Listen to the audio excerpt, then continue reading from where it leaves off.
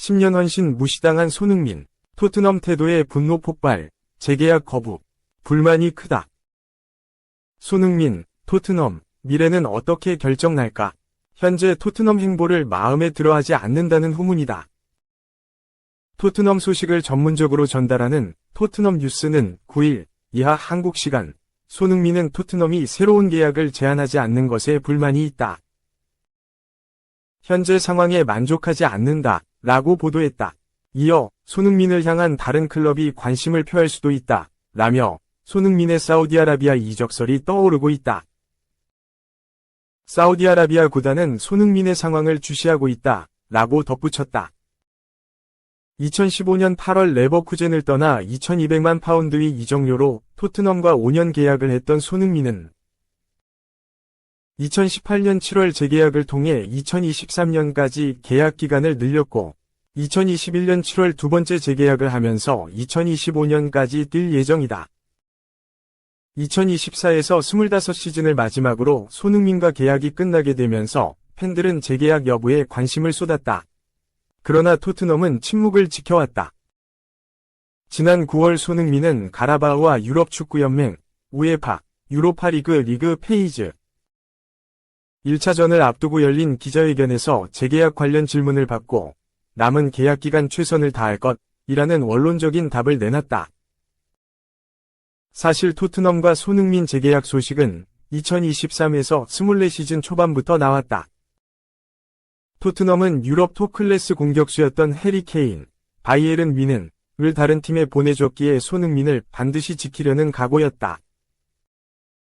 토트넘 주전급 선수부터 어린 선수들까지 영향력을 뻗치고 있어 라커룸의 정신적인 지주라는 걸 인지하고 있다.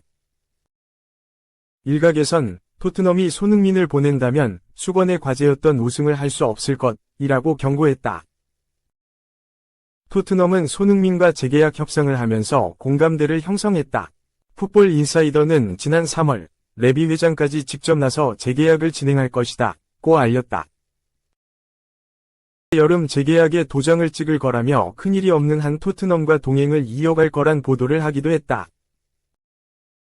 한 가지 걸림돌은 사우디아라비아였다. 지난해 여름에도 모하메드 살라, 케빈 더 브라위너 등과 사우디아라비아 팀과 연결됐는데 올해에도 중동 오일머니 러시는 있다. 사우디아라비아 팀이 올해 여름 손흥민 영입을 위해 4년 연봉 총액 840억 원에 달하는 금액을 제안할 거라는 전망이었다. 그러나 손흥민은 여러 차례 사우디아라비아 이적에 선을 그었다. 아직도 토트넘에서 해내야 할 우승 과제도 남아있어 재계약에 무게를 두고 있다. 2015년 토트넘에 합류하고 전성기를 누렸던 동료들이 모두 떠난 상황에서도 홀로 남아 간판으로 활약하고 있는 손흥민이라 구단에서도 최고 대우를 약속한 상태였다. 하지만 시간이 지날수록 이야기가 달라졌다. 스포츠 매체 디 애슬레틱에 따르면 토트넘이 손흥민과 1년 연장 옵션을 발동할 계획이라고 밝혔다. 1년 연장 옵션 발동에 레전드 대우를 하지 않는다라는 여론이 팽배했다. 이런 상황에서 1년 연장 옵션을 활용한 뒤 재계약을 체결할 것이란 의견도 나왔다. 영국 매체 스퍼스웹은 토트넘이 손흥민과 연장 계약을 체결하려고 한다. 손흥민의 1년 연장 계약은 전략적인 의미가 있다. 추가로 1년을 확보한 이후 장기 재계약 초석을 다지기 위함이다. 토트넘에서 손흥민 영향력과 입지를 생각했을 때 새로운 계약으로 묶는 건 필수적이다 라고 보도했다. 이 매체는 손흥민과 토트넘의 1년 연장 계약은 전략적인 움직임이다. 계약 연장은 물론 새로운 시즌이 시작되기 전에 3에서 4년 재계약 협상을 벌일 것으로 보인다.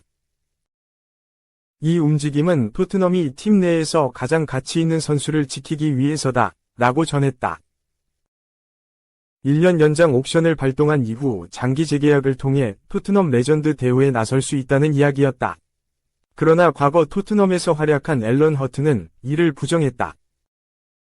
그는 토트넘은 그들을 보호하기 위해 손흥민 계약서에 1년 계약 연장 옵션을 넣었다고 생각한다. 만약 누군가가 손흥민을 대체하게 된다면 토트넘은 그에 따른 손흥민의 이적료를 받을 수 있을 것이다 라고 주장했다.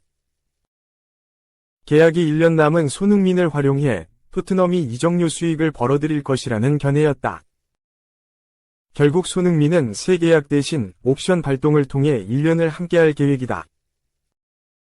영국 매체 텔레그래프는 지난 4일 토트넘이 손흥민에 대한 1년 계약 연장 옵션을 조만간 발동할 예정이라며 토트넘은 손흥민과 2021년 7월 마지막 계약 4년을 체결했는데 구단은 1년 더 계약을 연장할 수 있는 옵션을 보유한 것으로 알려졌다 라고 전했다. 이어 토트넘은 손흥민에게 계약 연장 옵션을 행사한다는 사실만 알리면 된다. 토트넘과 손흥민 모두 옵션 발동에 동의하고 있다. 라며 옵션이 발동되면 손흥민은 2015년 입단 이후 10년을 토트넘과 함께하게 된다. 손흥민의 영입은 토트넘의 이적시장 역사에서 최고의 업적으로 손꼽힌다. 라고 덧붙였다. 손흥민은 1992년생으로 언제 경기력이 떨어질지 모르는 나이다. 토트넘이 손흥민의 경기력이 떨어질 것을 대비해 장기 재계약이 아닌 1년 계약 연장을 추진한 뒤 상황을 지켜본다는 입장이다. 실제로 이번 시즌 여러 차례 부상으로 인해 결장하기도 했다. 그러나 손흥민은 토트넘 유니폼을 입고 많은 역사를 만들어낸 레전드다. 오랫동안 토트넘에 헌신한 선수기에 토트넘의 미온적인 태도는 더욱 아쉽게 다가오고 있다. 손흥민 측이 아쉬움을 표현한 이유다. 2. 갑자기 상황이 바뀌었다. 1월에 이적 예정 오시멘. 모든 루머 일축 오른쪽 화살표. 시즌 끝날 때까지 이적은 없다. 영국 매체 골닷컴은 8일 한국 시간 빅터 오시멘은 지금까지 갈라타사라이에서 임대 생활을 즐기고 있으며 자신의 미래에 대한 새로운 소식을 전했다 라고 보도했다. 오시멘은 이번 여름 이적 시장 마지막 날에 가장 바쁘게 움직였다. 오시멘은 사우디의 알아흘리와 향후 4년간 시즌당 4천만 유로, 약 591억 원, 총 1억 6천만 유로, 약 2,367억 원 위 연봉에 달하는 계약에 합의했었다. 하지만 나폴리가 알아흘리 제시한 8천만 유로, 약 1,183억에 추가로 500만 유로, 약 73억 원을 요구하면서 협상이 결렬되었고 알아흘리는 협상을 포기했다고 이탈리아 스카이 스포츠가 보도했다. 결국 오시멘은 나폴리에 강제로 남게 됐다. 그 후 콘테가 공개적으로 오시멘을 사용하지 않겠다고 선언했기 때문에 오시멘은 이달 초 1년 임대 계약으로 나폴리에서 튀르키예 리그 우승팀인 갈라타사라이에 합류했다. 오시멘은 갈라타사라이의 핵심 공격수로 활약하며 리그 1위를 달리고 있다. 첼시는 여름에 오시멘의 영입에 관심을 보였으나 끝내 성사되지 못했다. 지난 몇 주 동안 오시멘의 튀르키예에서의 활약에 따라 첼시의 엔조 마레스카 감독이 1월 이적을 위해 오시멘과 협상을 재개할 것이라는 보도가 나왔다. 하지만 오시멘은 이제 이러한 소문을 잠재웠다. 지난 금요일 한국 시간 토트넘과의 3에서 2승리에서 2골을 넣은 오시멘은 언론과의 인터뷰에서 나는 1월에 떠나지 않을 것이며 시즌이 끝날 때까지 갈라타사라이에 있을 것이다 라고 밝혔다. 오시멘은 이어서 이후 갈라타사라이와 나폴리가 어떤 이야기를 하고 있는지 모르겠지만 그들이 내게 오면 이야기할 것이다. 갈라타사라이는 내가 정말 좋아하는 좋은 클럽이다. 나는 갈라타사라이에서 매우 행복하다 라고 덧붙였다. 오시멘은 이제 남은 시즌을 갈라타사라이와 함께 보내는데 전념할 수 있게 되었다. 현재 모든 대회를 통틀어 8경기에서 6골 3도움을 기록하며 폭격하고 있는 오시멘은 11월 10일 한국 시간 리그 2위 삼순스포르와 순위 싸움의 분수령이 될 경기를 치를 예정이다. 3. 또 한국인한테 당했다. 꿀벌킬러 이재성. 퇴장 유도 플러스 선제 헤더골 맹활약 오른쪽 화살표 마인츠. 도르트문트 3에서 1제압.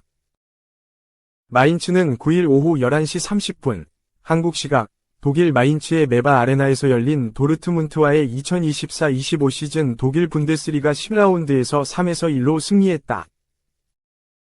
이로써 마인츠는 3승 4무 3패, 승점 13로 11위로 올라섰다. 반면 도르트문트는 5승 1무 4패, 승점 16로 리그 7위로 추락했다. 최근 도르트문트의 침체된 분위기에 쐐기를 박은 건 다름 아닌 이재성이었다. 홈팀 마인츠는 3-4-2의 1 포메이션을 선택했다. 로빈 첸트너가 최후방을 지켰다. 도미니크 코어 슈테판 벨 다니 다 코스타가 3백을 구성했다. 중원은 필립 은벤의 나딤 아미리 사노 카이쇼 앙토니 카시가 포진했다. 이 선은 이재성 파울 레벨이 구축했다. 최전방 원톱은 조나탄 부르카르트가 맡았다. 원정팀 도르트문트는 4-1-4의 1 포메이션으로 맞섰다. 알렉산데르 마이어가 최후방을 지켰다. 율리안 류에르손 니코 슐로터백 엠레 잔 파스칼 그로스가 포백을 구성했다. 3선은 펠릭스 은메차가 위치했다. 2선은 제이미 바이노 기튼스 율리안 브란트 마르셀 자비처 막시밀리안 바이어가 구축했다. 최전방 원톱은 세로 기라시가 맡았다. 기대를 모았던 홍현석은 벤치에서 보 헨릭센 감독의 교체 사인을 기다렸다. 내내 긴장감이 흐르며 유지되던 경기는 전반 26분 변수를 맞이했다. 도르트문트의 잔이 이재성에게 거친 태클을 가하며 퇴장 판정을 받았다. 심은 공과의 접촉 없이 발목으로 향한 태클에 곧장 다이렉트 레드카드를 꺼냈다. 이재성은 그라운드에 쓰러진 채 고통을 호소했다. 다행히 이내 몸을 일으켜 세웠다.